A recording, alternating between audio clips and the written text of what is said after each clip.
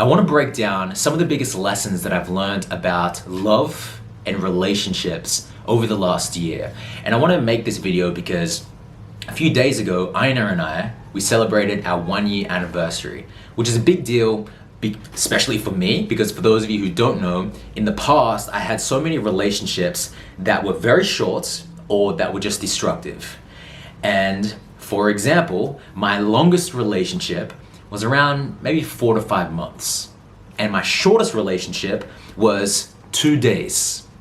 So for me to go from 48 hours in a relationship to now 1 year is humongous to me.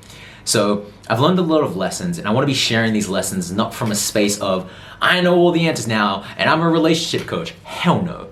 Do I still have a lot to learn? Yes.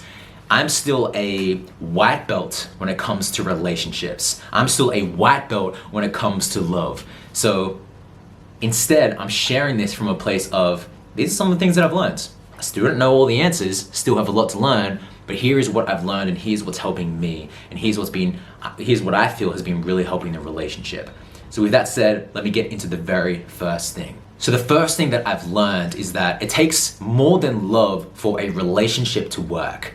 To know what it is that makes your partner feel appreciated, acknowledged, seen, and to teach your partner how you love to be loved, and to ask your partner what it is that makes them feel loved.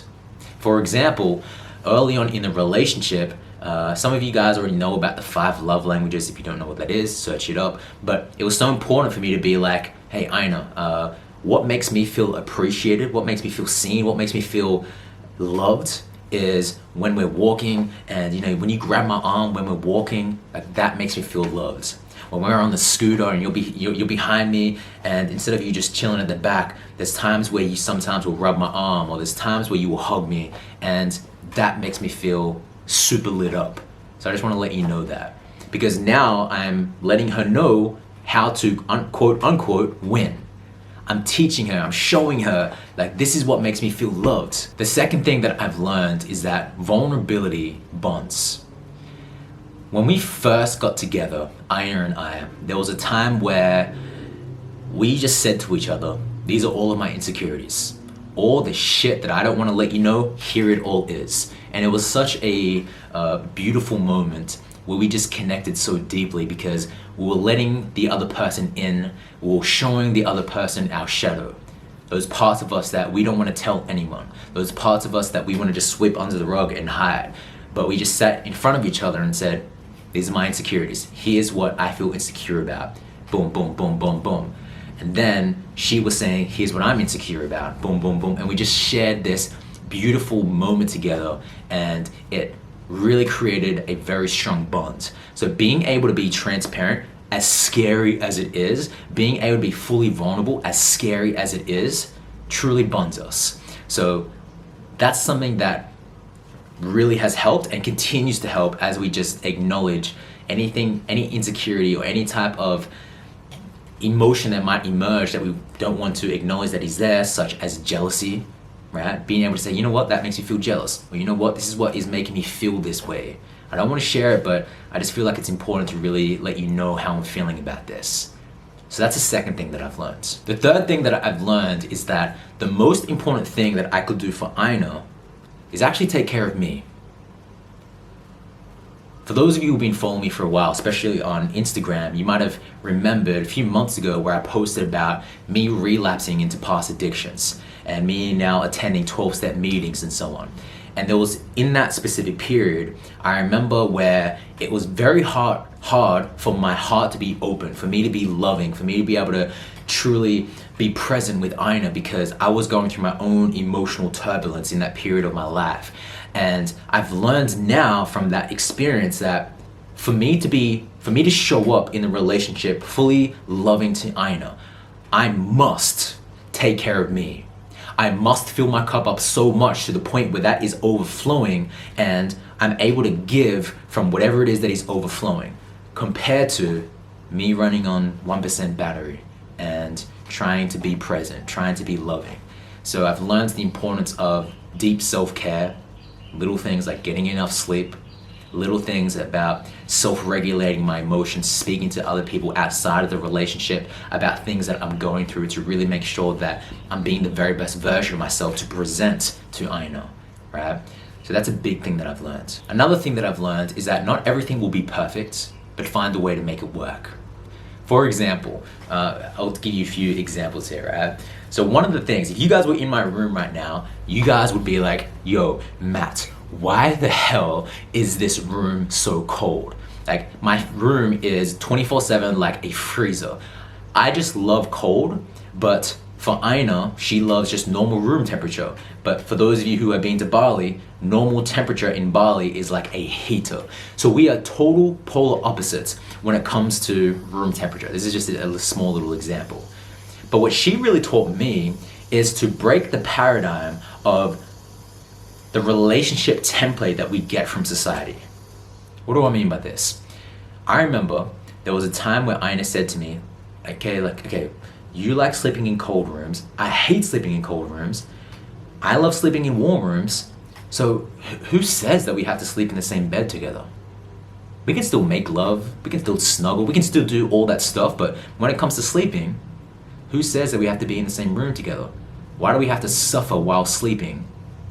Just because we have to abide by this relationship template that society has given us. And I was like, what do you mean? What? You're supposed to sleep in the same room. That's what couples do. So at first, I really struggled with this simple idea, but that's something that she has really taught me, that even though you might be different in some areas, still find a way to make it work. Another example of this, right? I have a very strong personality, so does Aina. I love making plans and I love making decisions, so does Aina. So in the past, I was usually the one that said, okay, we're gonna do this, this, and this, and this, like making plans, for example. Aina loves doing that as well.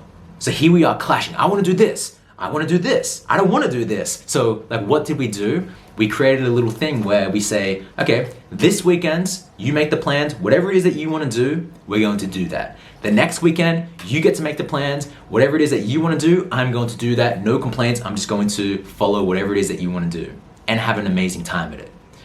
So that has worked awesome for us. So being able to create your own template on how the relationship is supposed to be, some people do that. Some people say, who says you're supposed to have one partner?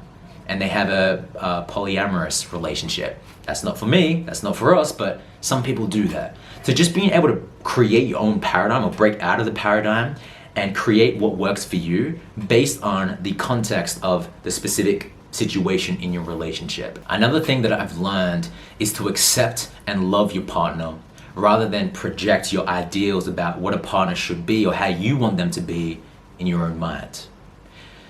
This was something that I did a lot in the past, and it was something that I did early on into the relationship, in this relationship, and something that has really helped me is making sure that whatever it is that Aina wants to be, I'm going to love and accept her for that. But in the past, I had so many ideals about this is how a partner should be, must be, and if you aren't that version of how I think you should be in my mind, then I don't love you. I don't even want to be with you. And this really challenged me at the start because in the beginning of the relationship, Aina wasn't a vegan. And here I was, right, speaking up for animals, being a vegan for like 5 or 6 years. And here I am with a woman who isn't, in my mind, the version of who I think someone should be in order for them to be in a relationship with me. So I had to release that. I said to her, like, it's very hard for me to be unconditionally loving right now because I'm still learning how to unconditionally love myself. So how can I unconditionally love another if I can't even unconditionally love myself? And at the same time, I'm going to release the attachment that you should be a vegan, and if you never go vegan, I'm still going to be here. Here's what was interesting. The very second that I didn't speak to her about being a vegan, I didn't say anything, I released all attachment to that. On her own, she started to learn by herself and she started to become vegan without me saying anything, from me just being unattached. So that was a massive, massive lesson for me. So not project my ideals about who someone should be and just be unconditionally loving as much as you can. The last thing that I want to break down that I've learned, there's two in this, right? But the next one is never let anger and resistance get to the point where it turns into resentments. That's the first thing. And the next one, to that one, is open communication is the foundation for a relationship. So what we've really become awesome at is that whenever there's a trigger, whenever there's a heavy emotion that starts to emerge within us, we're able to speak into that. We're able to bring it to the table and say, okay, this is what's coming up for me in this moment, or here's what has come up for me when you did that yesterday, and just be able to speak to it. To be able to say, this is what I'm feeling because of this. And sometimes it's necessary for us to bring it up the next day or in a few hours, because sometimes heavy emotions can cloud us from logical thinking, and we may not be able to communicate in a way where the other person is able to comprehend the message that is coming our way. Where sometimes it's very important to be able to give yourself space and let that emotional charge within you dissipate so you're able to communicate effectively. That's really what I'm trying to say. So that has been really, it has been a skill. It's been something that I'm continue to evolve around or at, and just being able to communicate about anything and everything. What it is that bothers you, what it is that makes you happy, what it is that makes you sad, what it is that you hate within a relationship, what it is that you love within a relationship, what's working in the relationship, what's not working in the relationship. Just being able to communicate and not let resistance turn into resentment. Whenever there's something that starts to emerge within you, to be able to either speak to someone outside of the relationship, right? I have friends for that. But also knowing when it's time to be able to speak to your partner about whatever it is that's creating this resistance within you. So those are the biggest things that have helped me. And I hope that at least one of you got something from this and watched all the way until the end as well. So if you did watch until the end, let me know in the comments what was it that was most helpful to you. And I'd love to hear it. I read every single comment. So until I see you all in the very next video, remember to love all living beings, and most importantly, love thyself.